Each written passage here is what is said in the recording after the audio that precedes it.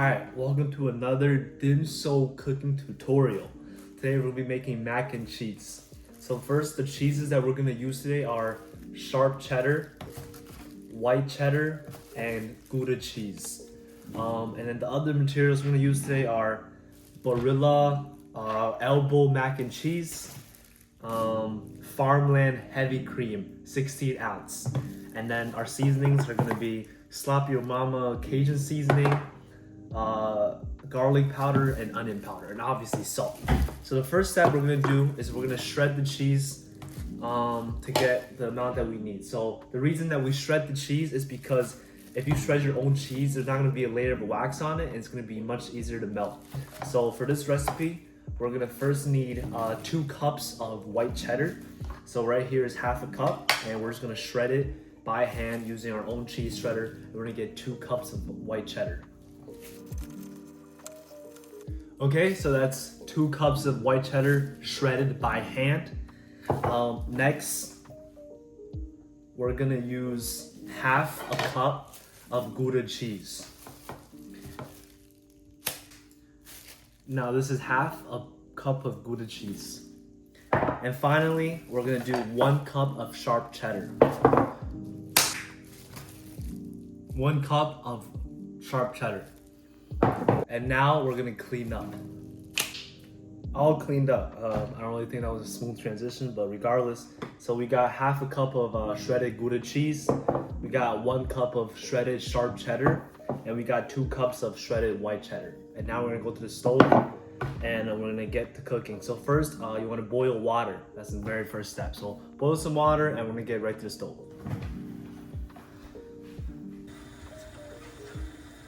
Alright, now we're at the stove. Okay, so first, the water is boiling on that other pot, and we're gonna put this entire box of elbow pasta straight into the water.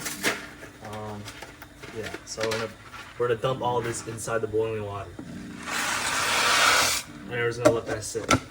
Okay, so for the cheese sauce, we have to make a roux, and basically what a roux is we melt the butter inside the pot and then we dissolve flour in it to give it, I guess, the consistency of a cheese sauce rather than just like liquid. Yeah, all right, so we're gonna melt 1/4 cup of butter in the pot.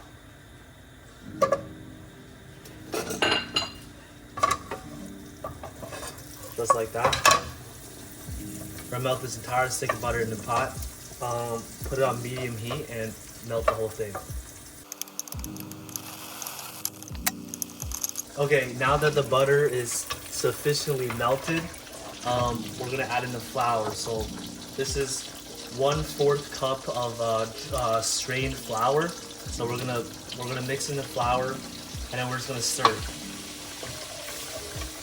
while melting the flour in the butter. Okay, now that the flour is completely melted into the butter, it should look like this. And now we're gonna add the heavy cream. So we're gonna use Farmland fresh dairy heavy cream, and this is 16 ounce. We're gonna pour the whole thing in, and make sure the heat is on low now. We're gonna dump this whole thing in.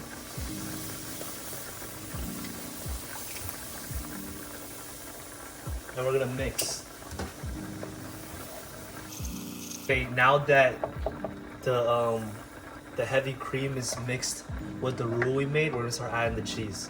So first, I like to add white cheddar first to establish the base. So we're gonna add about 3/4 of the 2 cups, 2 cups that we shredded. So about this much. And once again, for this part, it's also, you can eyeball a little bit. You're reaching a consistency of like a cheese sauce, like a, how do you say, like a thick cheese sauce. So we're gonna add the white cheddar first to give it its base, and then when the white cheddar is a little bit melted, we're gonna add in the sharp cheddar. And sharp cheddar, we're also gonna leave a little bit left just for the end. We're gonna mix in our sharp cheddar and then let it dissolve. And then we're gonna add in our Gouda. So for Gouda, you can add the whole thing because you don't need the extra Gouda to top it off later. So we're gonna melt in our Gouda. So after all the cheese dissolves, you can begin to test the consistency. So currently, I think this is still too liquidy, so we're gonna add more white cheddar. We're just gonna add in the rest. You're looking for like a semi-thick texture. I mean, at the end of the day, it's your preference. If you want a more liquid-based mac and cheese, you can add less cheese, and if you want it more thick, you can add more. So this is completely up to your own kind of interpretation, but the general rule of thumb is that if you use those 3 cheeses, it will be delicious, to say the least. So I kind of like this consistency. We're gonna melt a little more, we're gonna dissolve the cheese a little more, and we're gonna see where we're at after we dissolve all the cheese. So I end up adding in the rest of the sharp cheddar, and that's completely fine. And I reached the final consistency of about this much. And now we're gonna add the seasoning. So for the cheese sauce seasoning, we're just gonna use the Cajun seasoning, and kind of just eyeball it once again, and do this based off your own taste. Remember that this should be a little more saltier because the pasta is not, there's no flavor in the pasta at all. So don't be afraid to use a lot of the seasoning. Kind of just do it up to taste. And yeah, so we're gonna mix in the seasoning. And this is our final cheese sauce base. Okay, so I transported the pasta into a bigger pot, and I drained all the water, and now we're gonna mix the cheese sauce with the pasta. So first, before we mix the cheese sauce in, we're gonna season the pasta a little bit with the onion powder and the garlic powder. And once again, this is also up to your own interpretation. If you like a little salty, you can put a little more.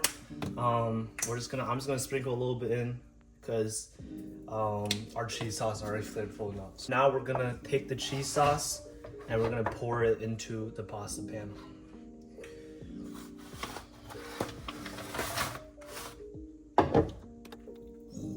Yes. Yes.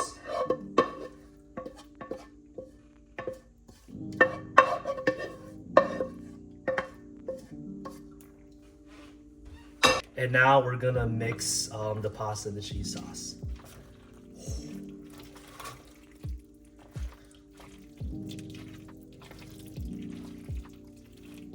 Okay, now that the pasta and the cheese sauce are mixed together, we're gonna give it a little taste test to see if it's missing any seasoning.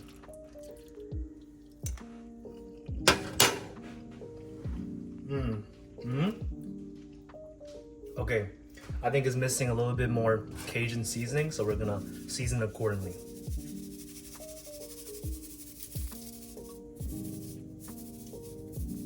And I'm gonna give it one more mix. Perfect.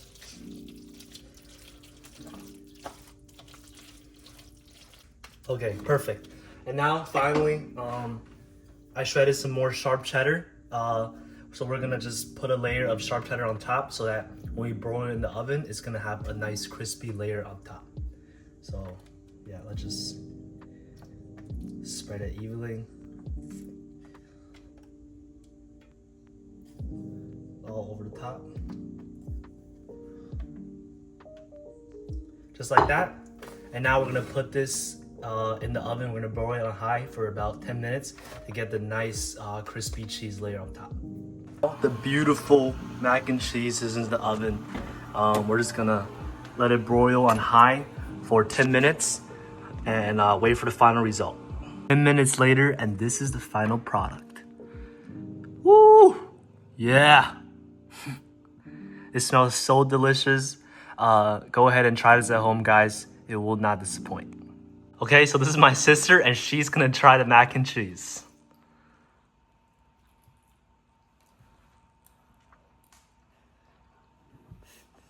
How is it? It's good. No. How is it? It's really good. It's really good. Yeah.